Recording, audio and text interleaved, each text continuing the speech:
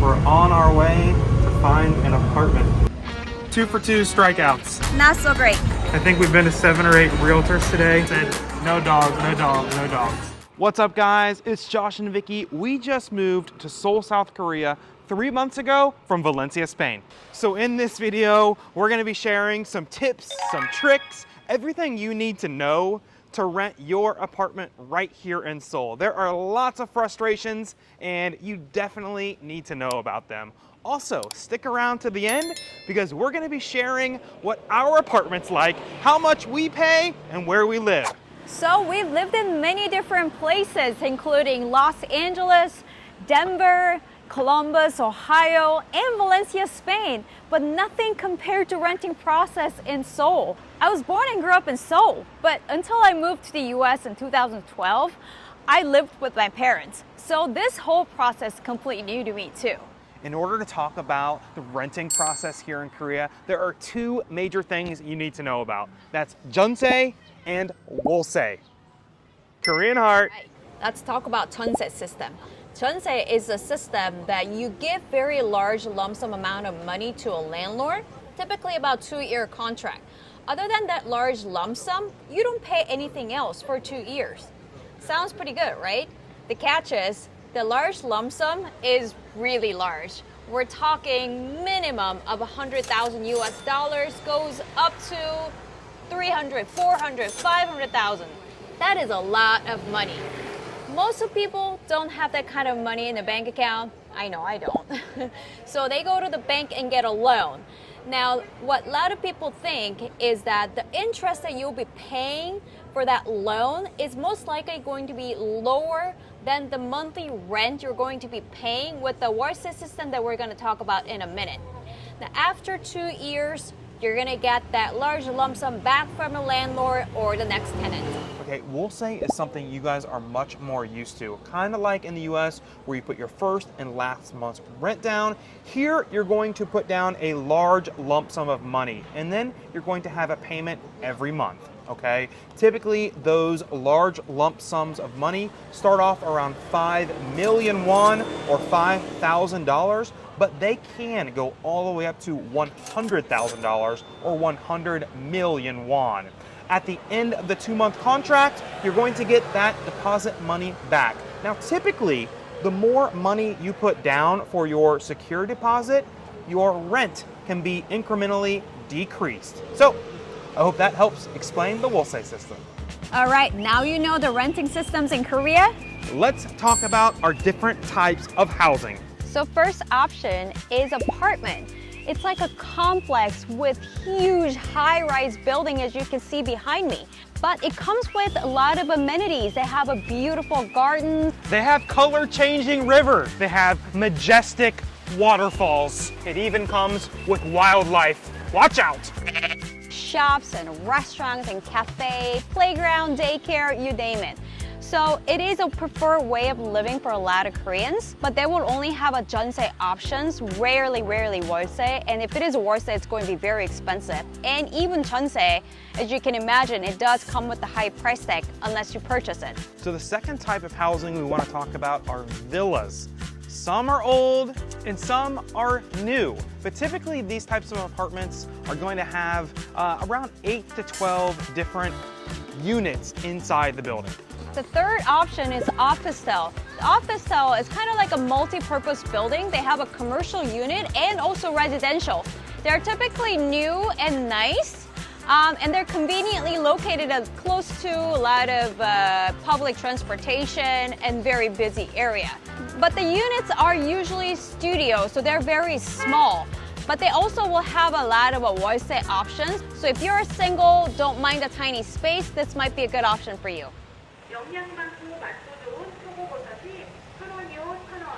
Sorry, mushroom guy's coming. Let the mushroom guy pass first. Now that you know what type of properties that there are several ways to look for them. First, you can use apps like Jikbang, Dabang, Peter Pan, Neighbor Realty, and many more. So the apps are pretty convenient, but you kind of have to be careful because some listings can be misleading or sort of fake. So I think the best way is go to the neighborhood that you want to live in and go to the realtor's office. There are many of them. The two words you want to look for, there says 부동산 and it says 공인중개사. Those two words you want to know. And just go into the office and talk to them about the properties that you're looking for. Now, the tricky part is here, you probably want to be with someone who speaks fluent Korean, otherwise communication can be a little bit tricky. So bring your friends. So we started our apartment hunting on day number 2. We are as jet lagged as could be. So this is our day 2. We're still pretty jet lagged. We're pretty much a zombie yesterday, got so tired. So like I mentioned earlier, we started our house hunting process by visiting the realtor's office in the area that we wanted to live. So we walked in, we talked to the guy about our budget and type of place we want to live, and we have a dog. He showed us one place. We have a very little footage because someone was living in there actually, but we really liked that place. It was clean. It was like an office style building. 1 bedroom, 2 bedrooms? No, it was actually a 1 bedroom, which is very rare for the office style. Yeah. But here's the catch. No dogs No allowed. dog. The realtor tried to convince the landlord about our dog is very well behaved and things like that. It was a hard no. So then he's like, okay, well, let's show you the second property. So we walked with him to get to the second place. It was another nice brand new office style. It was smaller than the one that we saw. This one actually nobody was living there, so we filmed a little bit.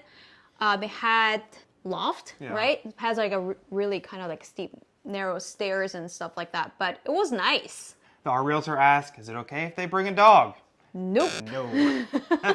2 for 2 strikeouts. So we got to find another place. First, we're going to eat some lunch. Cheers. Humbe. How was food? Very delicious. So we went, got some lunch, put ourselves together. The third place. Oh God, where do I start? So this third place is a different realtor's office. We walked in, it was a very old guy. He said, just come with me. And it was, first of all, it was on the ground level. We couldn't film anything because the guy was still living in there. I really had no words for it. I've never seen, that place was bad. It was filthy. It was very bad, and the worst part was the bathroom. And even the lady who was showing me the property, she's like, oh, we can clean all this because it was that dirty.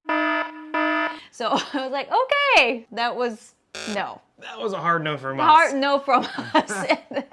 A couple of realtors' offices that we stop by, they say, okay, leave your phone number, let me call around some places, see if I can find something that suit you, then I'll call you back. Pretty felt defeated, depressed, wondering, are you really gonna find a place in Seoul? And just exhausted. I mean, it's exhausting. I mean, we walked so much, so many realtors' offices, and it was just no.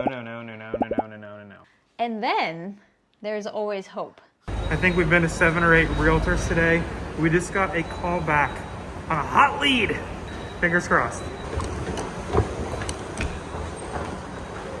It is a nice place. The nicest place we've seen in the whole Nicest place day. we saw. So we have put down 1 million won deposit to hold the apartment until we're able to transfer more funds. About $950. About 950 bucks. It was a good day, tired day, celebration day. Cheers.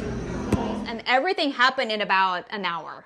It's very quick. So after wiring the 1,000,001, now the realtor start working on the contract. Now when your contract is ready, now you're gonna go and sign the contract with the landlord. For our case, we had 2 different realtors involved because the landlord's realtors and our side realtor. I don't know how that's typical, or I'm not quite sure, but that's what we did. Okay, when you sign the contract, you're gonna be wiring the 10% of your security deposit money to a landlord.